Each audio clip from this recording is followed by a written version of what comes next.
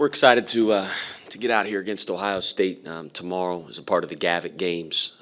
Obviously, the Big East. Kudos to we're 4-0 to the Marquette. I think it was Providence, Creighton, and Seton Hall all got wins here against the Big Ten teams the last couple of days. So, congratulations to those teams. This is a great series for both leagues. To me, this is two of the best conferences in all of college basketball.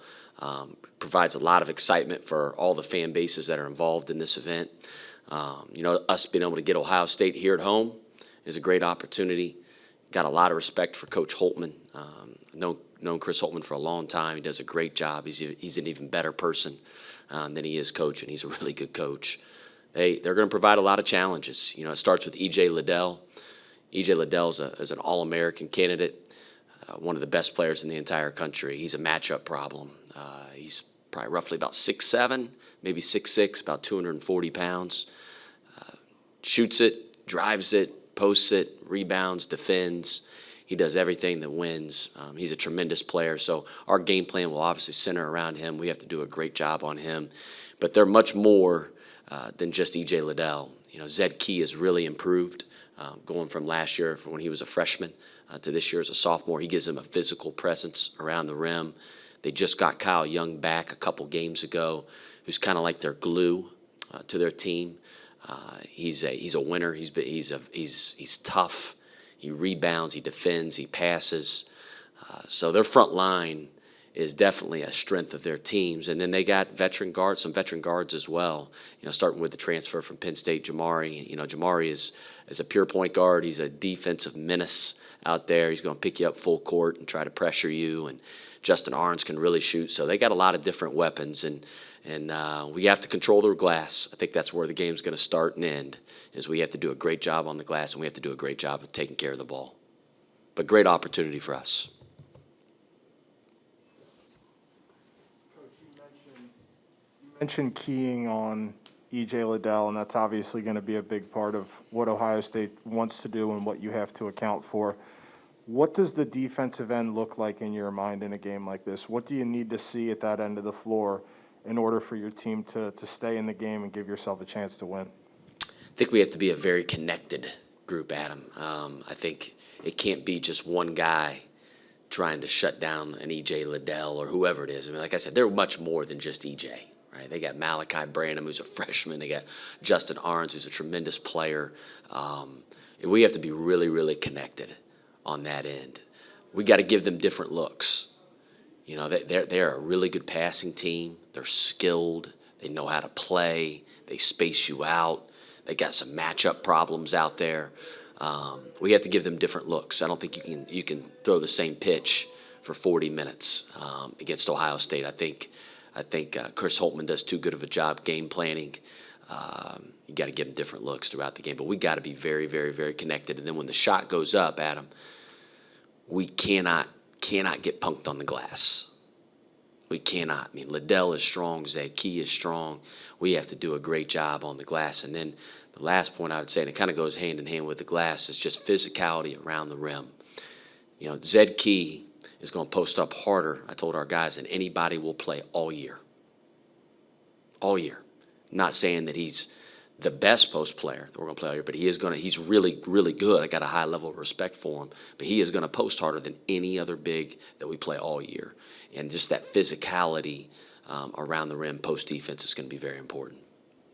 And then on the other end of the floor, one of the things we talked about after the Kent State game was, particularly in that second half, you slowed it down deliberately and you ran more set plays. Is that more of what we think is the key for your offense going forward, as opposed to just, letting them play off of each other? Is it a more disciplined approach, like, hey, here are the plays that we're going to run? Is that what we'll see tomorrow night, you think?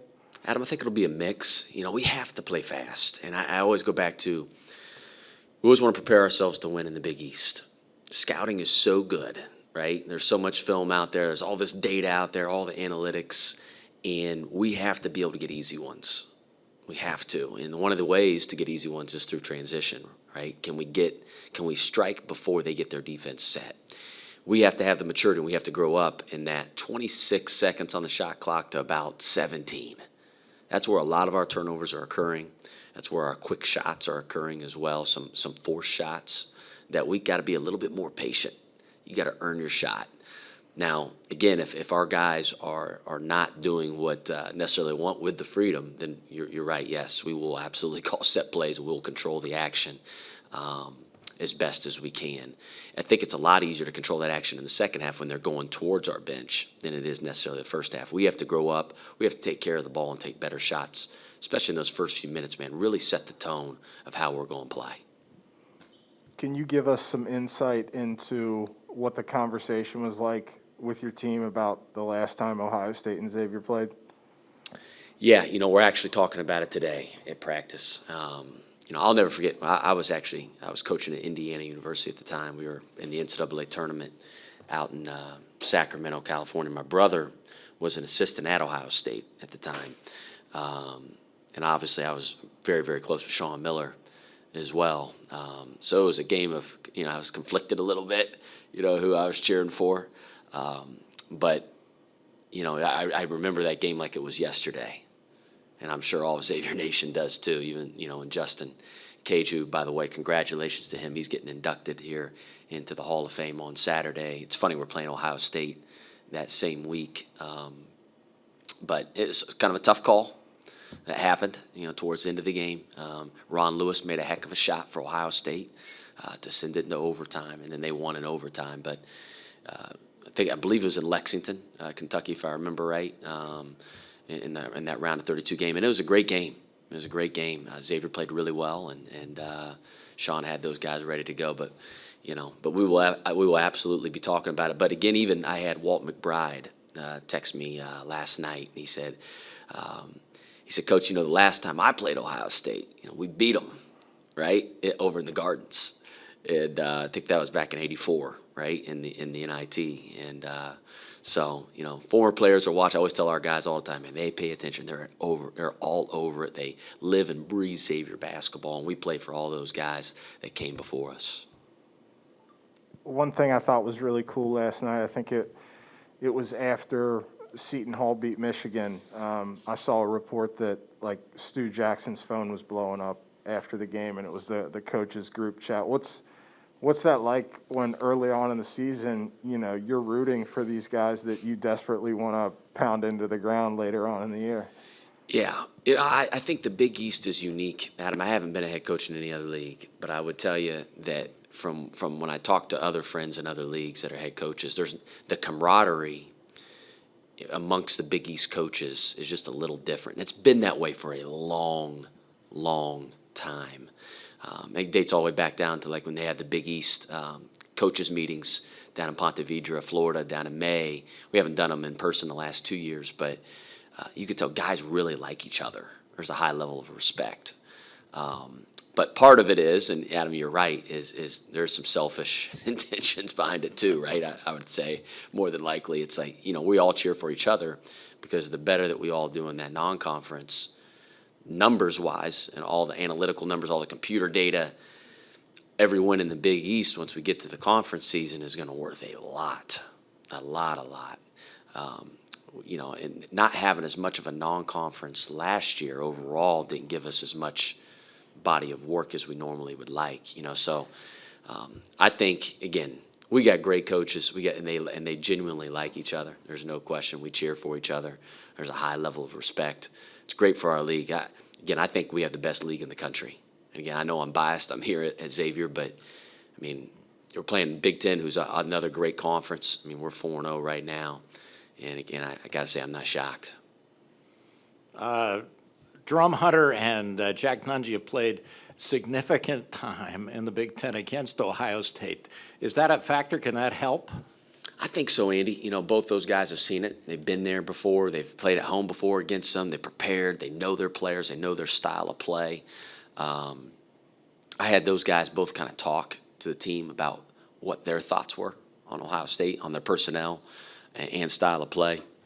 And it's a lot what we've seen on film, and they have a high level of respect for Ohio State. They think they're a very, very, very good team, very well coached as well. So it does, I think, help a little bit. When you have the players saying it, coming from a couple guys that have played against them, I think it always helps. Against BG, they played like 11 guys, 10-plus minutes. From a preparation standpoint, does that complicate the way you present the scouting report to the players and the way you coach the game? Yeah, they got up so big, Andy, in that game. I mean, they were almost up, I want to say, by 25 at halftime. That kind of everybody played, right? It's like it's old Skip Prosser, right? The Halloween candy. I'm sure everybody's seen the quote. Like it's like playing time. Everybody gets a little bit. I think it did really complicate it. We're gonna stick with the main guys. I think less is more with scouting. You have to know your audience, right, and their attention span. And we're gonna focus on their top 8 guys. That's what we're gonna do. Then they got to know those guys front and back, and they got to know it. And then same thing with just our offensive, defensive, and keys. Against Kent State defensively, you switched your ball screen defense in the second half. Do you think it's going to be you're going to stick with more of the hard hedge, or you're going to go back to the straight switching and the drop coverage with Nunji? Did Chris Holtman ask you to say that? He did not. Yeah, I'm not. You'll see, I guess, that first minute. I will tell you, we're going to have to mix it up. I think Ohio State's too good, too well coached. They got too good of players to just give them one look for 40 minutes. I think they'll expose you if you do that. How hard is it, particularly early in the season, to ignore the fact that this is a game that if you can find a way to win it, it's probably going to come in handy down the road when Selection Sunday time is? Like, is that a hard thing for you to put to the side and say, you know what, it's just one game? Or is it a more natural thing for that to creep into your head and say, this is one that could be really valuable in a few months? Yeah, it's a great opportunity, Adam, like you said, and it's you only get so many opportunities, right? This could be a statement for us. That's what I've told our guys. We need this game. There's a great deal of urgency, I can tell you that. Now, how we prepare is going to be the same. How we prepared against Kent State, how we prepared for Niagara, even though we didn't really have film. The level of detail that we're going to try to use have with our players will be the exact same as we do here. The same lead up, how we do personnel, how we go over their actions, everything stays the same. But obviously there is a sense of urgency, and it's a great opportunity to get Ohio State here. It's a great brand, great program, like I said earlier, and we get to have them here in Cintas Center. I know that Cintas Center will be going absolutely nuts tomorrow night, so looking forward to it.